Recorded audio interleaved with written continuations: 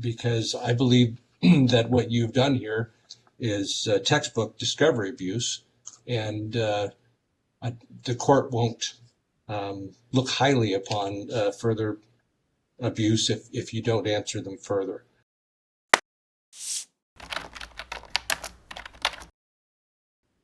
Kirk K. Harris, Esquire versus Casal, case number A-18-781-255-C. Counsel, please state your appearance for the record, starting with plaintiff's counsel. Good morning, Your Honor. Kurt Harris, bar number 5354, on behalf of the plaintiff. Morning, sir. Good morning, Your Honor. This is Attorney Al Needham, appearing for defendant Del Casal, bar numbers 5079. Good morning, Mr. Needham. We have other parties here represented by other counsel. Is there anyone else going to be appearing this morning? There is an additional party. I believe he is pro se at this time, Your Honor. I don't know if Mr. Franklin is on or not. All right, Mr. Franklin, if you're on, please identify yourself. Hello, my name is Michael Franklin. Good morning, Mr. Franklin. Representing myself. Understood. All right, very well.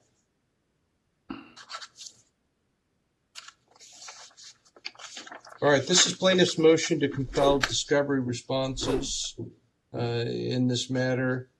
My understanding is that no discovery responses were provided.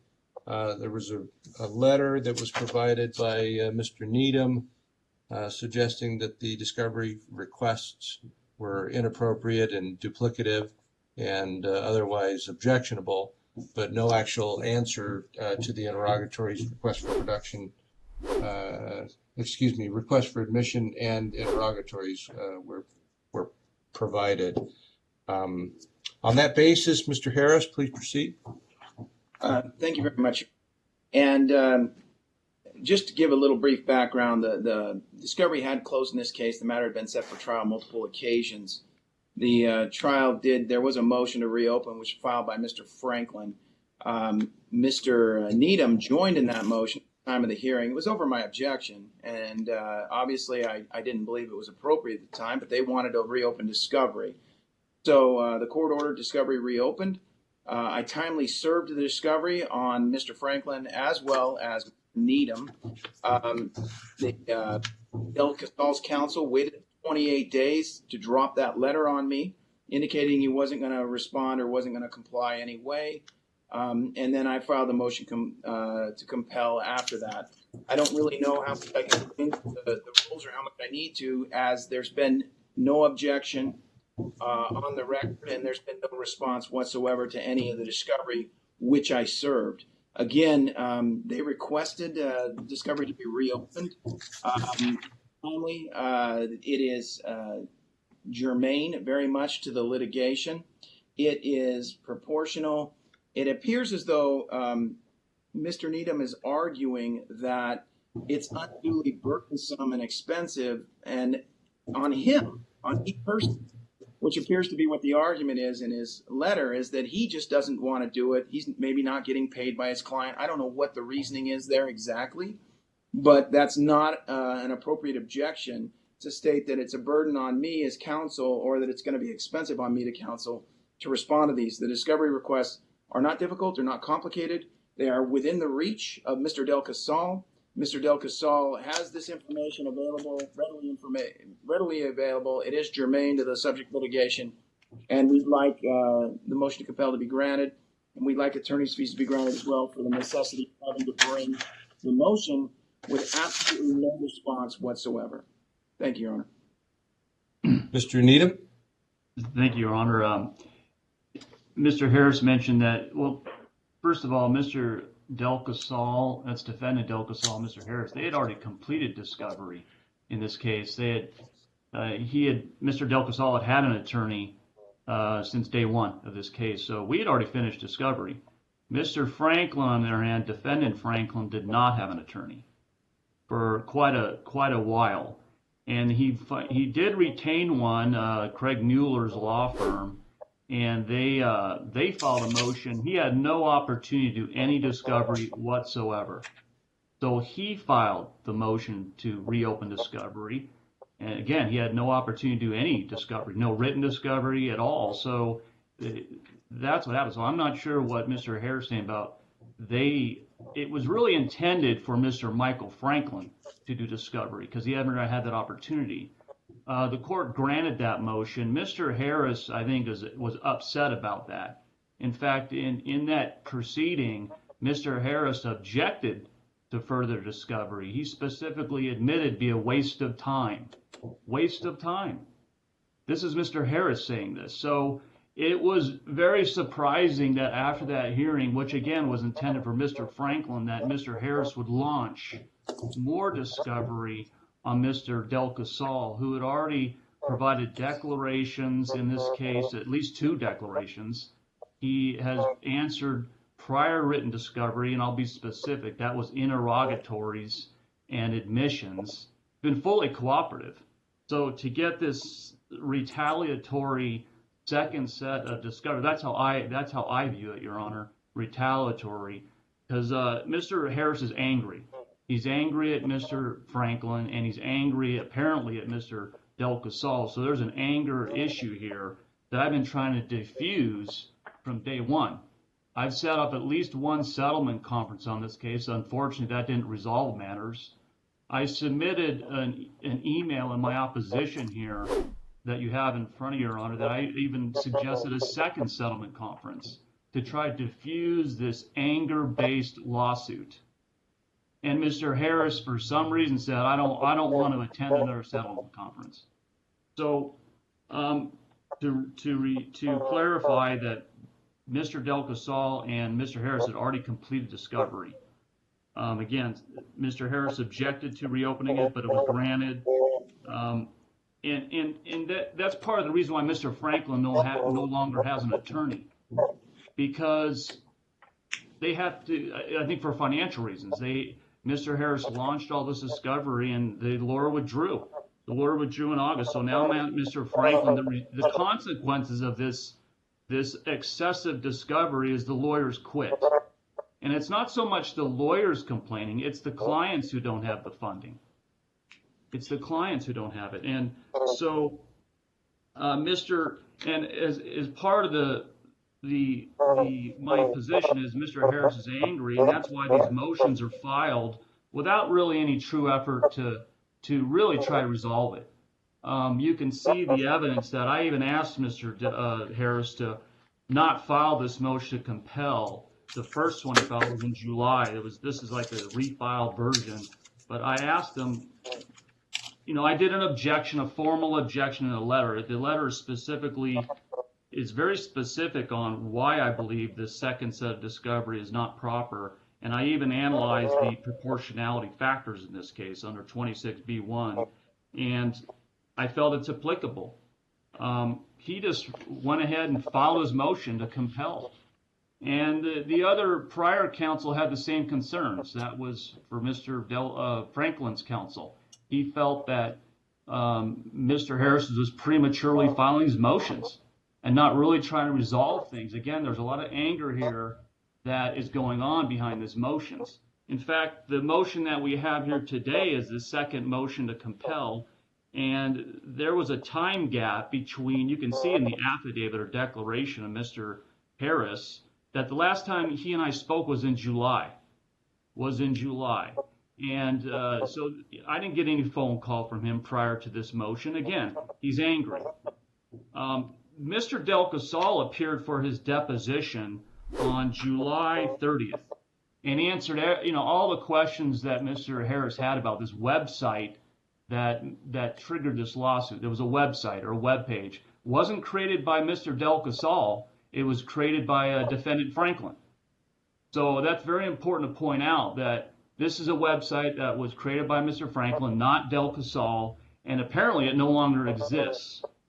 It no longer exists. So when I went through the proportionality factors, first thing, the second set of discovery, the first thing I looked at, I saw these answers look very familiar. These questions look very familiar to me.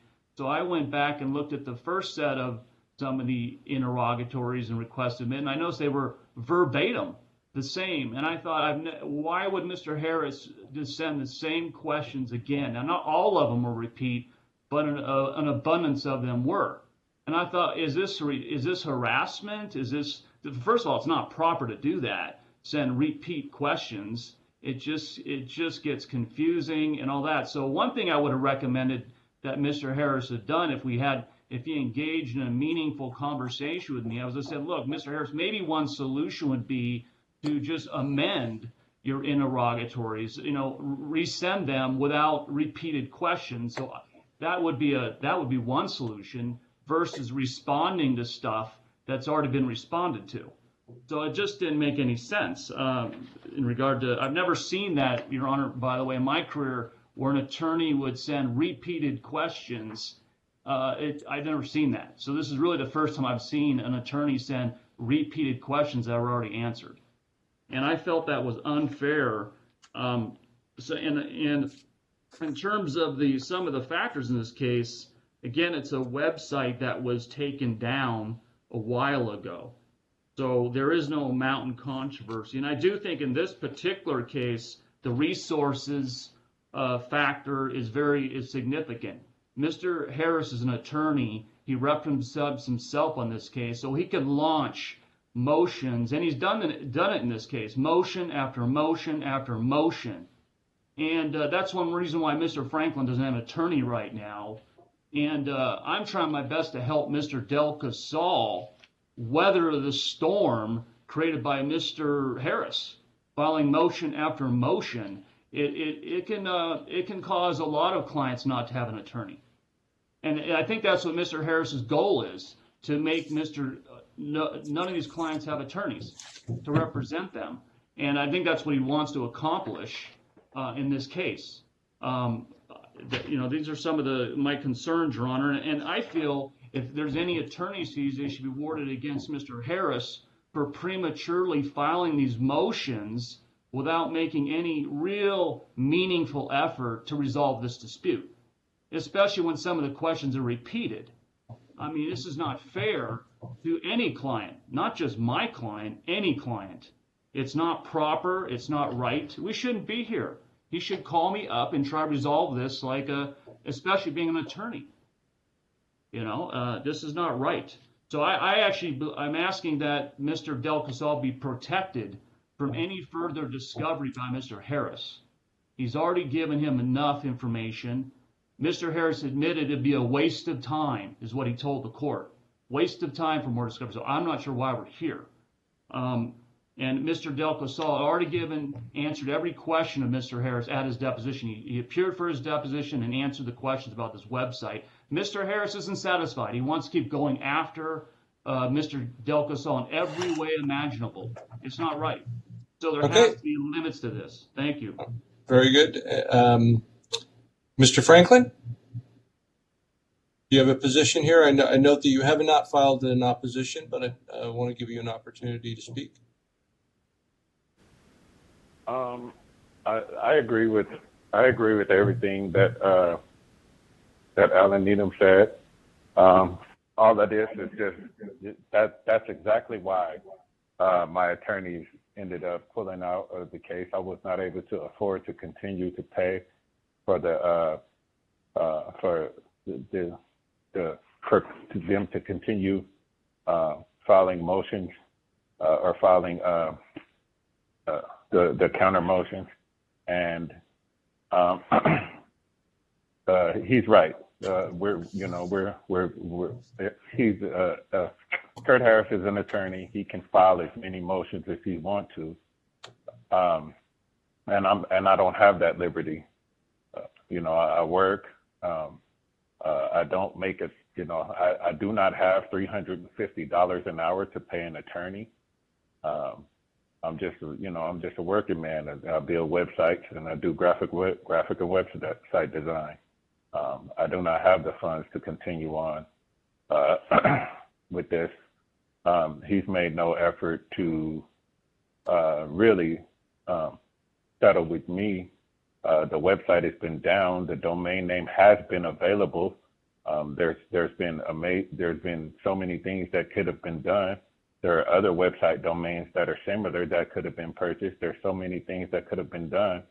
But he's I'm sure he's just angry and doesn't want the truth to be shown. So I believe that's what this is about. All right, very well, thank you. Mr. Harris, last word, quickly, please. Thank you. I'll be brief. I wish they would have thought about the cost and expense of litigation when they were hijacking my website and redirecting all that traffic. And I wish Mr. Del Casal, Franklin, had considered that at the time that they were stealing my clients. But beyond that, they asked for discovery to be reopened. There's nothing about the reopening that was out of bounds, is what they requested. I complied.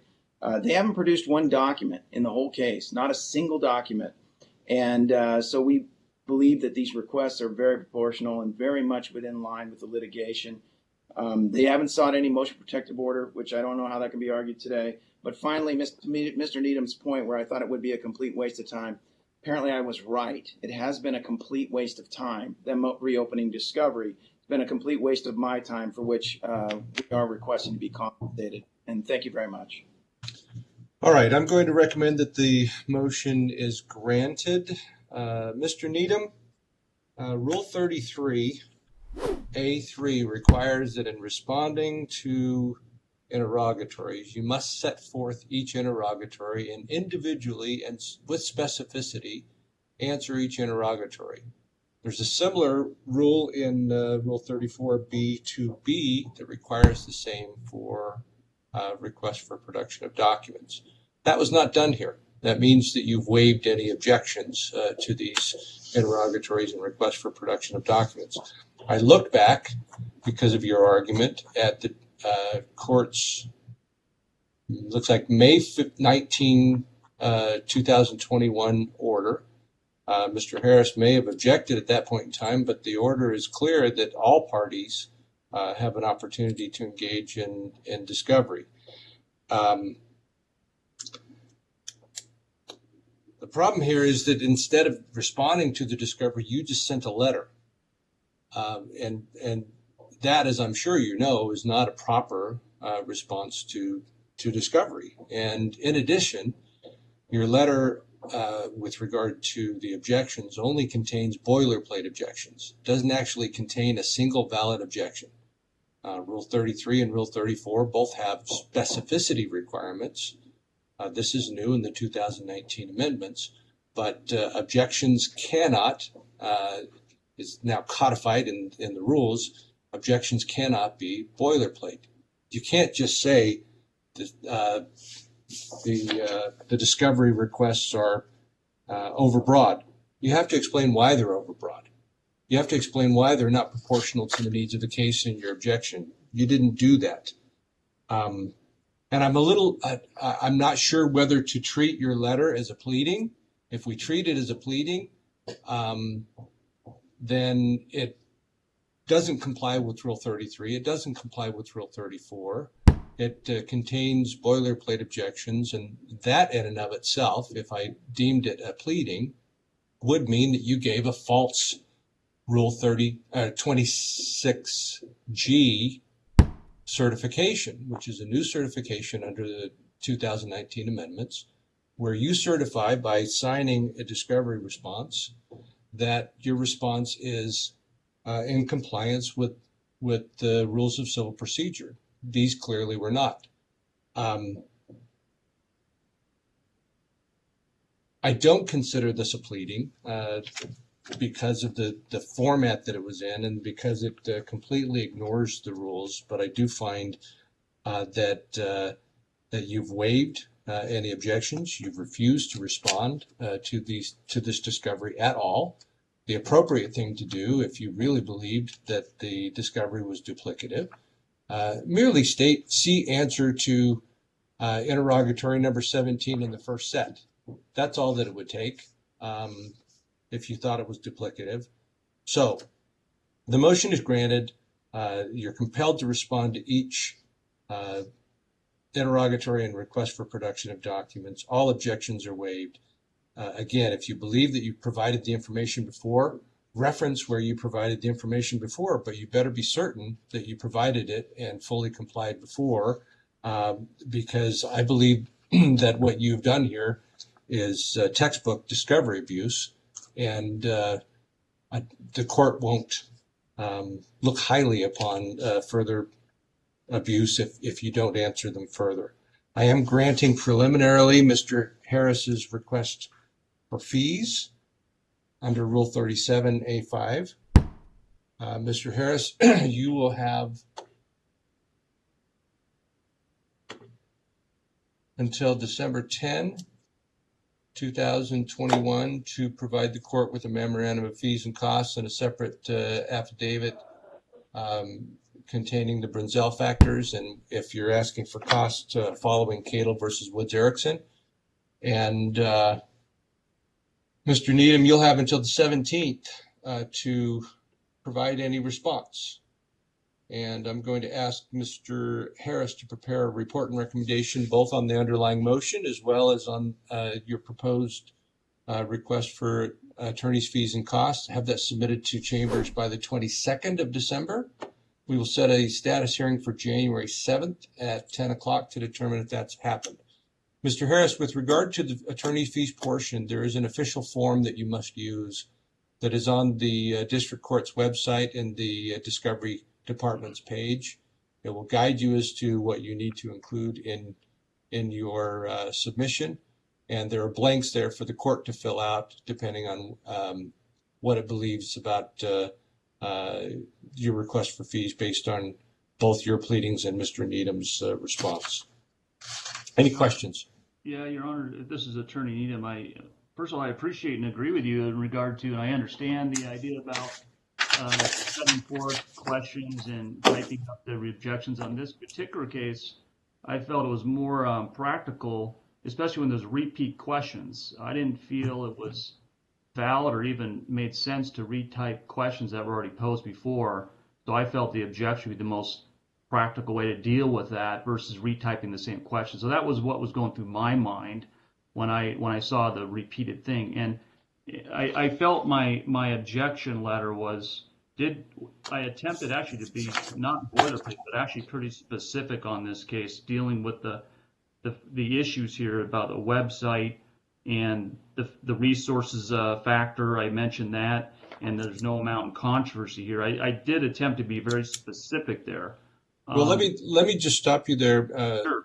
Mr. Needham, because you've admitted in the hearing today that not all the requests were duplicative, but yet all you say in your letter is your discovery was previously answered.